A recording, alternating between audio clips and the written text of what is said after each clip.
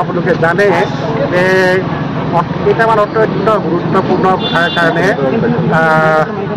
আপোনালোকে জানে যে অসম চৰকাৰে শেহতীয়াকৈ পুলিচক নিৰ্দেশ দিছে ইয়াকে যে 2014 চনৰ 31 ডিচেম্বৰৰ ভিতৰত বৈধ বা ভেলিড ডকুমেণ্ট নোহোৱাকৈ অসমত যিবোৰ মানুহ প্ৰৱেশ কৰিছে তেওঁলোকক বিদেশী ট্ৰাইব্যুনেললৈ পঠাব নালাগে বা তেওঁলোকক কোনো ধৰণৰ হাৰাশাস্তি কৰিব নালাগে।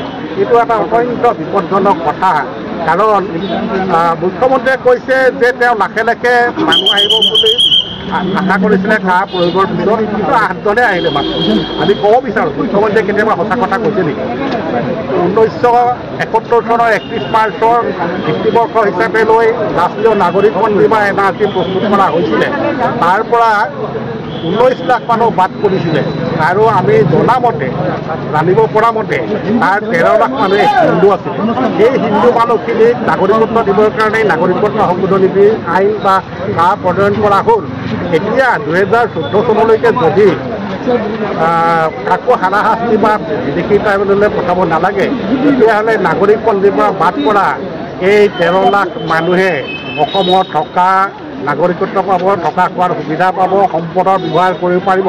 তদুপৰি 1971 চনৰ পৰা 2014লৈকে এই 33 বছৰৰ ভিতৰত যিবোৰ মানুহ আহিলে সেইসকলেও সেই একেখিনি সুবিধা গ্ৰহণ কৰিব।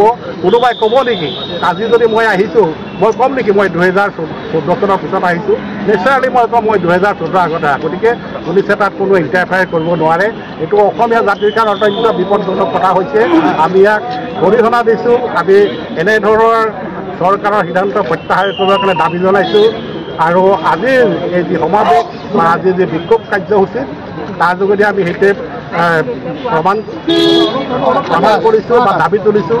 আৰু আপোনালোকে জানে যে 1971 চনৰ 31 মাৰ্চৰ ভিতৰত অৰ্থাৎ অসম চুক্তিমতে যি ৰাষ্ট্ৰীয় নাগৰিকপঞ্জী প্ৰস্তুত কৰা হৈছিলে, এই নাগৰিকপঞ্জীৰ চূড়ান্ত তালিকা ফাইনেল ড্ৰাফ্ট 2019 চনৰ 31 আগষ্টত চৰকাৰৰ ওচৰত পেছ কৰিছিলে, কিন্তু চৰকাৰে আজিলৈকে সেইখন গ্ৰহণ নকৰিলে।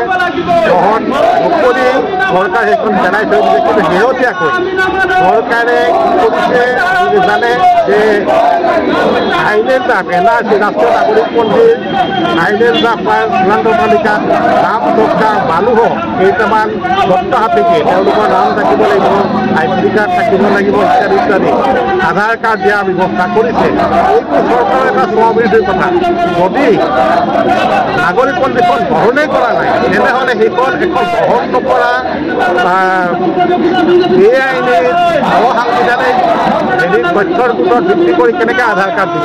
আমি চৰকাৰে সিদ্ধান্ত ভাল পাইছোঁ। তেওঁলোকে নাগৰিকপঞ্জীখন গ্ৰহণ কৰক, ৰাষ্ট্ৰীয় নাগৰিকপঞ্জীখন গ্ৰহণ কৰক, সেইখন প্ৰকাশ কৰক, নটিফাই কৰক আৰু সময় দিয়ক। যাৰ নাগৰিকৰ যাৰ যি আখোৱা আছে, যাৰ যি ক'ব লগা আছে সেইবোৰে তেওঁলোকে দৰখাস্ত কৰিব আৰু নাগৰিকত্ব লাভ কৰিব। মই লগতে এটা কথা কৈছোঁ, মুখ্যমন্ত্ৰীয়ে কৈ তুলিছে যে অসমত এতিয়া মুছলমানৰ সংখ্যা কমি থকা হ'ল। 2011 চনত কিয় হৈছিলে, 2021 কেৱল বহুল ক'ভিডৰ কাৰণে শেষ কৰি হোৱা নাই। তাৰপিছত তেওঁ কিহৰ তথ্য মানে আমি নাজানো। আমি তেওঁৰ যিটো ভেলিড তথ্য সেইবোৰতে আমি গ্ৰহণ কৰিব পাৰোঁ, যিটো ভেলিড নহয় সেইবোৰ আমি গ্ৰহণ কৰিব নোৱাৰোঁ। কোনোবাই কৈছে 2023 চনৰ এখন হাই পাৱাৰ কমিটি কৰিছিলে গভৰ্ণমেণ্টে, সেইখনৰ তথ্যৰ ওপৰত কৰা হৈছে। কিন্তু সেই হাই পাৱাৰ কমিটিত কোন আছিলে সেইটো কেতিয়াও পাব্লিক কৰা নাই। আমি এটলিষ্ট সেইবোৰ ঘটনাৰ লগত জড়িত আমি দেখা নাই কেতিয়াবা। গতিকে তেওঁ কিছুমান মনে সজা কথাৰে আগৰ পৰা ৰাইজক বিভ্ৰান্ত কৰি আহিছে, আগৰ পৰা ৰাইজক বিপথে পৰিচালিত কৰা আহিছে আৰু এতিয়াও কৰি আছে।